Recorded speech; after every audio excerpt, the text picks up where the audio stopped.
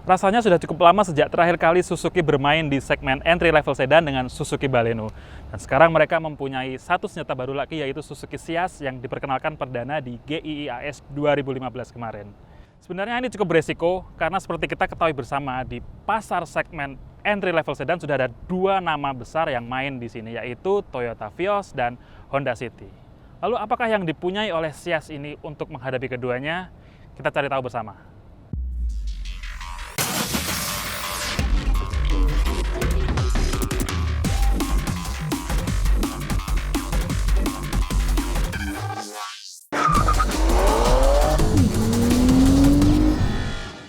Suzuki Ciaz ini dikenal juga dengan nama Suzuki Alivio di Cina, dan dia tidak dibuat untuk menggantikan Baleno ya, karena Baleno seperti kita ketahui bersama dia sudah ada generasi terbarunya, walaupun bukan sedan tapi hatchback. Suzuki Ciaz yang masuk ke Indonesia ini diimpor langsung dari Thailand, jadi dia CBU, tapi ada beberapa spesifikasinya yang berbeda, termasuk dengan penggunaan mesinnya. Jika di Thailand dia menggunakan mesin 1250 cc, di Indonesia dia menggunakan 1400 cc dengan mesin berkode K14B yang sama dengan Suzuki Swift maupun Suzuki R3. Selain itu, nampaknya ada beberapa fitur menarik yang dimilikinya hilang setelah masuk Indonesia. Ya wajar ya, ini adalah strategi biar dia lebih kompetitif juga, tapi setidaknya kita masih bisa mendapati bahwa dia di depan sini menggunakan grill 4 bilah, ada chrome-nya, lampunya juga halogen projector, dan ada fog lamp. Jika Anda lihat dari samping, maka dimensi mobil ini emang terlihat lebih panjang jika dibandingkan dengan dua rival lainnya, yaitu Toyota Vios dan Honda City. Jadi bisa diperkirakan bahwa dia akan memiliki kelapangan kabin yang lebih luas dari kedua kompetitor lainnya. Dia menggunakan velg berukuran 16 inci dengan ventilated disc untuk remnya di bagian depan, dan di belakangnya tromol. Spionnya ada turning signalnya.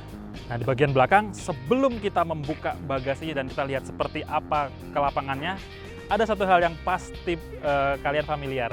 Apa? Yaitu desain lampunya yang mirip dengan Honda City. Oke, kita buka dulu bagasinya kejauhan. Kayak ini aja deh, tapi bisa dari sini. Pakai remote aja ya.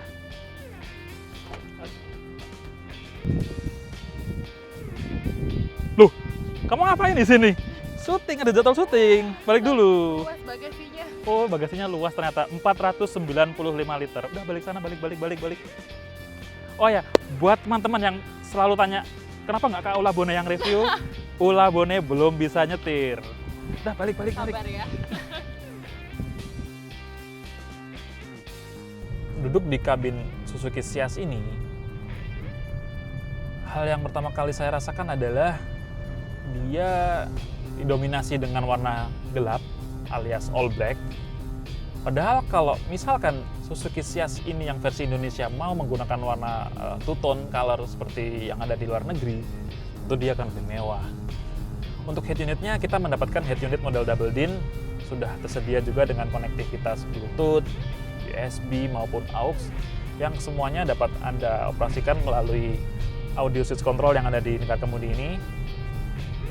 Nah, sebagai informasi tambahan ya, di luar negeri, seperti misalkan di India, Maruti Suzuki Ciaz menggunakan head unit layar sentuh berukuran 7 inci yang sudah terkoneksi juga dengan navigasi, dan dia mempunyai view untuk kamera mundur. Dia juga mempunyai pengaturan auto AC di sini, dan kompartemen penyimpanannya cukup lengkap. Cukup banyak tersedia tempat untuk cup holder, timbangan botol, bahkan remeh-temeh seperti koin misalkan. Di bagian kompartemen tengah pun kalau kita buka gini, dia juga masih ada dua cup holder, juga ada colokan untuk USB. Kalau Anda ingin mengunci keseluruhan pintu dari mobil ini, maka dia menggunakan tombol terpisah di sebelah sini. Jadi dia tidak mempunyai fitur auto lock.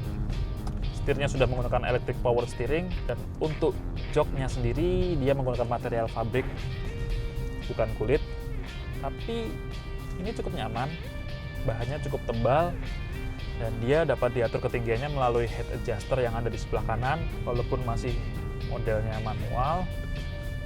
Visibilitas mobil ini juga cukup baik, walaupun pilar A-nya lumayan tebal tapi tidak mengganggu. Spion tengah saat melihat ke belakang dia juga cukup baik. seperti sudah saya bilang di awal tadi, mobil ini menggunakan mesin yang sama dengan Suzuki E3 maupun Suzuki Swift, yaitu mesin 1400 cc dengan kode mesin K14B.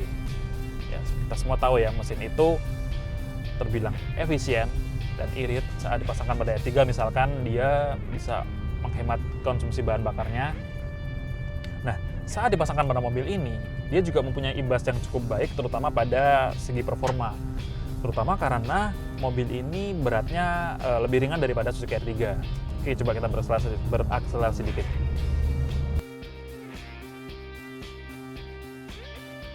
Saat dicoba buat berakselerasi, ya karena mesinnya sama dengan R3, ya feel-nya pun hampir sama dengan R3 sebenarnya.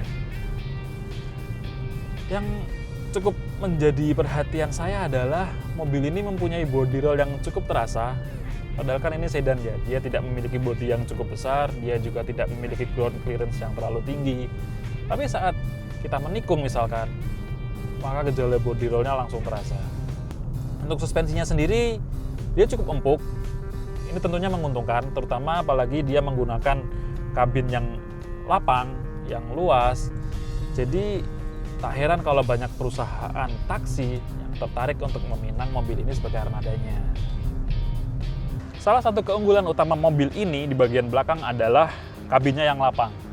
Jika Anda lihat, ini adalah posisi mengemudi saya yang tadi, yang terakhir. Dan sekarang adalah posisi duduk saya di belakang. Dia memiliki kelapangan legroom cukup lega, sekian ini. Tapi memang headroomnya cuma segini, mentok. Nah, selain itu, kalau Anda lihat di bagian sini, konsol tengahnya dia mulus. Versi Indonesia dia mulus dan ada lubangnya di sini. Padahal kalau di versi luar negeri, di sini adalah ventilasi AC dan ada colokan charger 12 volt. Oke, nggak apa-apa, mungkin untuk menekan harga ya. Dan untuk di joknya sendiri, dia masih menggunakan bahan pabrik yang sama seperti milik di depannya. Ini masih nyaman, empuk, tapi salah satu hal yang saya kritik adalah penggunaan headrest yang terlalu empuk ini. Jadi dia seperti spons dan dijahit permanen, jadi tidak bisa Anda atur ketinggiannya. Nah, kenapa saya lebih menyukai versi yang kaku, yang lebih lebih slek daripada ini. Kesannya kok gimana gitu. Dan dia juga mempunyai armrest yang sudah ada cup holdernya. Sebagai informasi Anda, Suzuki Ciaz sendiri kemarin berhasil meraih bintang 4 saat pengujian ASEAN NCAP. Dia mendapatkan sekitar 14 poin dari total 16 poin. Walaupun memang untuk perlindungan di bagian belakang terhadap anak, dia hanya mendapatkan bintang 2 karena dia tidak mempunyai ISOFIX. Kalau Anda bertanya apakah mobil ini mempunyai nilai fun to drive atau tidak, maka saya pribadi akan menjawab tidak.